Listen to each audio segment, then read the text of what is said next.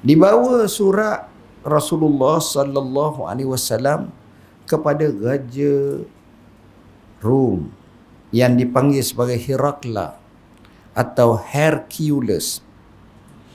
Herakla ini bila dia terima, sebab Herakla ni tuan-tuan asalnya mereka ni duduk kat Syam. Syam. Tempat mereka sebenarnya situ Syam. Tapi bila mereka kalah dengan Yarmouk, kalah dengan Qadisiyah dan beberapa peperangan lain lah yang ke depan tu, mereka lari. Dan Raja Rom mengucapkan, salamun alaiki ya Suriah, salamun la liqa'a ba'dah. Selamat tinggal wahai bumi Suria, jangan harap kita bertemu. Terpaksa dia pergi sampai ke Konstantin atau Istanbul sekarang. Bertapak pula di situ. Yang Nabi sebut dalam hadis, la tuftahunnal Qustantiniyatu fala ni'mal amiru amiruha wala ni'mal jaish zalikal jaish. Kota Konstantinopel pasti akan dibuka dan sebaik-baik pemerintah yang menyertai pembukaan dan juga sebaik-baik tentera yang menyertai pembukaan tersebut. Percubaan sejak zaman Abu Ayyub Al-Ansari, sahabat Nabi, tapi gagal. Sehingga berkali-kali. Sehinggalah sekitar tahun 800 Hijrah. Maka pada masa itulah Allah munculkan seorang yang saleh, pemuda yang luar biasa, iaitu Sultan Muhammad Al-Fatih. Dalam usia 21 atau 22 tahun dapat buka, ada kata selepas 9 kali percubaan. Dan percubaan terakhir selepas mengepung hampir 50 hari, akhirnya Allah zahirkan kemenangan kepada tentera Islam. Kembali kepada surat, bila mana Herakla terima, dia tak faham, dia panggil penterjemah. Kemudian dia buat satu arahan, sebab dia menganut fahaman Kristian. Dia buat satu arahan, mana ada orang sebangsa dengan penghantar surat ni, pengiring surat ni. Untuk aku tanya dia dengan lebih lanjut, siapa yang hantar surat ni, yang mengirim ni, Muhammad ni siapa? Kebetulan ketika itu adalah kafilah Abu Sufyan. Dan untuk pengetahuan, Abu Sufyan masa itu belum Islam lagi. Jadi raja yang cerdik ni, dia bagi tahu, panggil sekali dengan kumpulan dia. Kemudian kita tanya dia, kemudian kumpulan dia itu akan menjadi saksi dia bohong ataupun tak. Itu dia. Maka berlakulah dialog yang panjang. Antara dialog tersebut, dia tanya, siapa di kalangan kamu orang yang paling rapat dengan penghantar surat ni, Muhammad? Abu Sufyan kata, saya. Ialah sama-sama Quraisy. Dia tanya lagi beberapa soalan.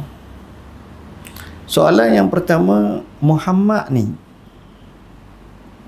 dia keturunan diraja ataupun tak? Tak.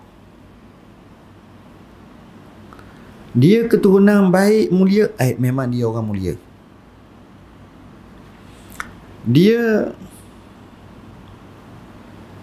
pengikut dia orang macam mana? Orang kaya, orang miskin, orang besar, orang bangsawan? Abu Sufyan menjawab, hampir kebanyakan pengikutnya adalah marahin. Orang miskin, orang macam kami tak ikut. Adalah seorang dua, Abu Bakar, begitu je lah, tak ramai. Dia tanya lagi, pengikutnya makin lama makin ramai ke makin sikit?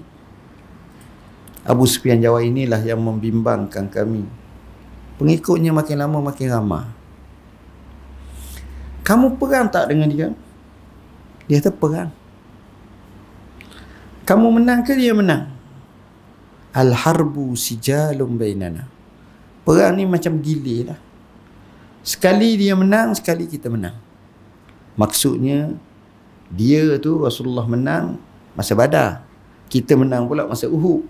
Jadi perang tu bukan mesti dia menang saja dan bukan mesti kita menang saja. Sila ganti. Cara dia jawab ni nampak Raja Rom terpesona. Dan dia orang yang membaca kitab, juga ahlu kitab, tahu ini ciri-ciri kenabian.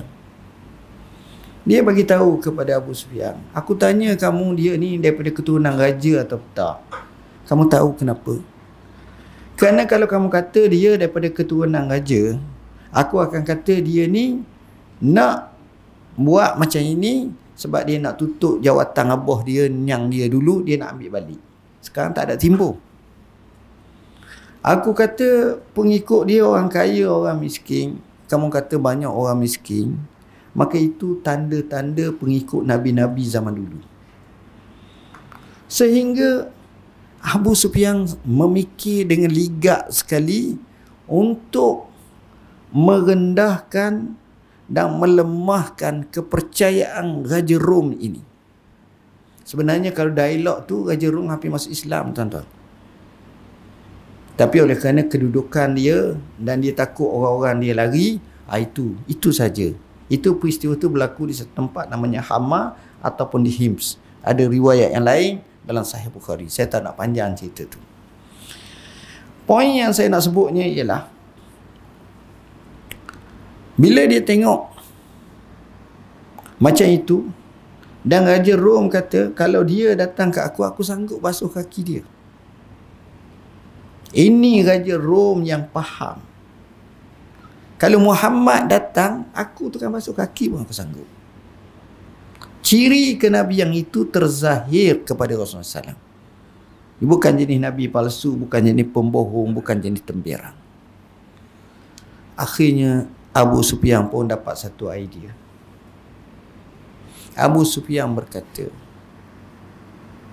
wahai Maharaja, orang ini pernah mendakwa dia hanya pergi kurang 1 malam daripada tempat kami Mekah nun jauh ke Masjid Ilya, nama lama bagi Masjid Aqsa, hanya kurang 1 malam.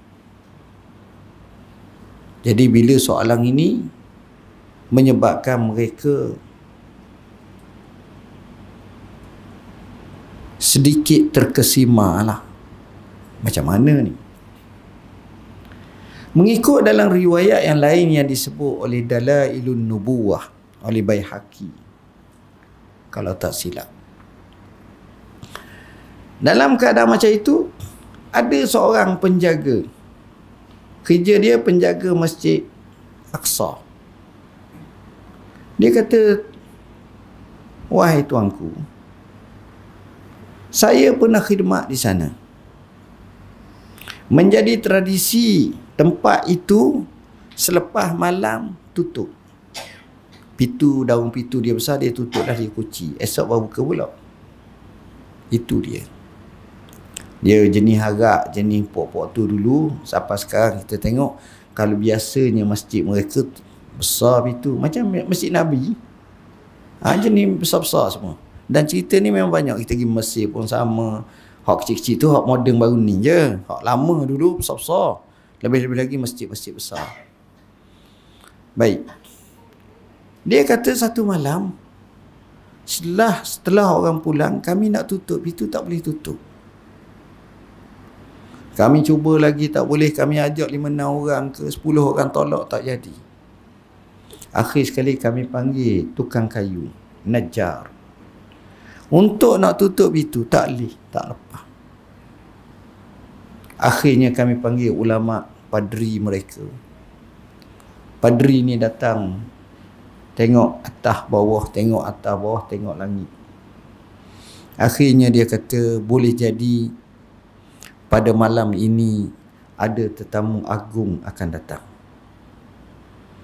Dan menakjubkan, esok hari tutup boleh macam biasa dah pula. satu signal dan satu isyarat bahawa kepelekan itu bukan dirasakan oleh orang Islam, oleh orang Mekah Quraisy, tapi oleh kumpulan lain yang duduk di Masjid Ilya ataupun tempat tersebut pada masa itu. Maka di situ lemahlah hujah daripada pihak Abu Sufyan. Cerita ini menunjukkan kepada kita bahawa peristiwa seperti ini walaupun berlaku pada Nabi seorang, tak disertai oleh Abu Bakar, oleh Umar, oleh Uthman dan sahabat lain, tetapi peristiwa itu adalah peristiwa yang telah dimeterikan kebenarannya oleh Allah melalui ayat Tok Imam kita baca tadi. Tengok tuan-tuan, hebatnya.